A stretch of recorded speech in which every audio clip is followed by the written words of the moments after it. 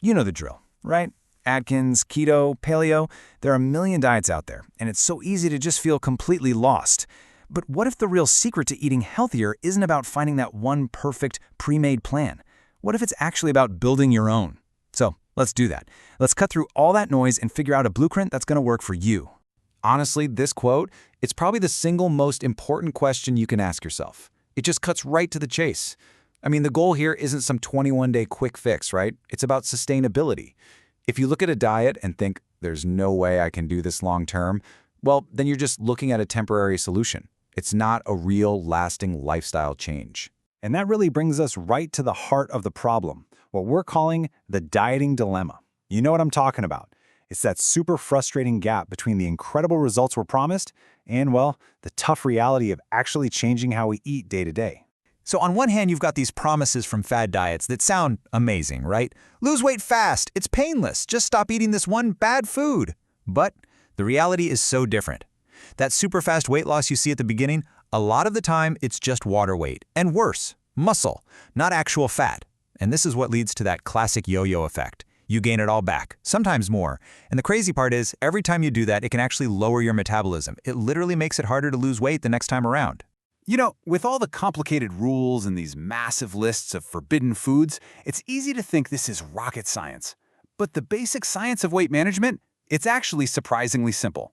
At the end of the day, it's just a formula: energy balance. If you take in fewer calories than your body burns, you're going to lose weight. That's a fundamental principle, and no magic pill or detox tea is ever going to change that. So the big question is, how do we get out of this dilemma? Well, we stop trying to shove ourselves into some one-size-fits-all plan that was never made for us in the first place. Instead, we're going to craft our own personal blueprint. And we'll do it by asking a few really important questions to figure out what actually fits our lives.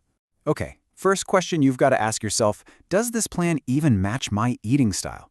I mean, think about it. If a diet says you have to eat 6 small meals a day, but you're a super busy person who can barely squeeze in 2, that's a recipe for failure, right? You've got to be realistic about your work schedule, your family, and even just what you prefer. Are you a grazer, or do you like bigger, more satisfying meals? All right, this next one is huge. Can you still eat your favorite foods? A plan with a giant list of forbidden foods can be a total disaster. For a lot of us, the second you say, I can never have that again, it's all you can think about. It just makes the cravings worse and can lead to a binge later on. A plan that's actually going to last has to have some wiggle room for the things you love. Okay, let's get real for a second. We have to talk about practicality. Does the plan you're looking at require a bunch of expensive, exotic ingredients or recipes that take hours to make every night? Look, if it doesn't fit your budget or your schedule, it's just not going to stick. A good plan has to be built around foods you can actually find, afford, and, enjoy making and eating. And here's where a little self-awareness basically becomes your superpower. You've got to ask, what are my bad habits, my personal triggers? Is it that mindless snacking in front of the TV at night? Or maybe grabbing fast food on the drive home from work? See, a really great plan does more than just give you a food list. It helps you pinpoint those specific habits that are holding you back and gives you a strategy to change them.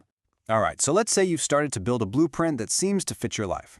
Now it's time to put it to the test, the sustainability test. This is where we're going to check for things like balance and flexibility to make sure this can actually become a real, long-term lifestyle, not just another diet. This chart is a perfect visual for what we mean by balance. A sustainable way of eating isn't about completely cutting out carbs or fats. That's old school thinking. It's about getting a healthy mix of all 3 macronutrients. You need carbs for energy, protein to build and repair, and healthy fats for really important stuff like hormone production. Now, the exact percentages can shift a bit from person to person, but that core principle of balance, that's what's key. Now, let's talk about personality, because it matters. What kind of person are you? Some people absolutely thrive on structure. They want clear rules, specific meals. It takes all the guesswork out of it. But other people, they need flexibility. They'd rather focus on general principles like hitting certain macro targets and have the freedom to choose their own foods. And listen, neither one is better than the other. The only thing that matters is knowing which one works for you. Okay, so having a blueprint is great, in theory. But how do we actually make it stick in the real world with all its chaos? Well, this next part is all about that. We're going to get into some simple, actionable strategies to help turn your plan into habits that feel almost automatic. First off, forget the idea that you have to spend your entire Sunday cooking for the week ahead. Flexible meal prep is a total game changer. Just try planning for maybe 4 days max, and instead of cooking entire meals, just prep the ingredients. Wash and chop your veggies, cook a big batch of rice or quinoa. That way you have building blocks ready to go, and you can assemble meals based on what you're actually in the mood for. It cuts down on boredom and, big bonus, way less food waste. Okay, eating out. It doesn't have to be the thing that throws you off track. It just takes a little bit of a strategy. So before you even leave the house, look up the menu online. Maybe have a small healthy snack so you don't show up absolutely starving. Then, when you order, try to focus on lean proteins and vegetables, and always ask for dressings and sauces on the side. Oh, and here's my favorite pro tip. When your meal arrives, ask for a to-go box right away and pack up half of it. Just like that, you're in control of the portion size, not the restaurant. We all know that feeling, right? That 3 p.m. hunger that just hits you like a wall.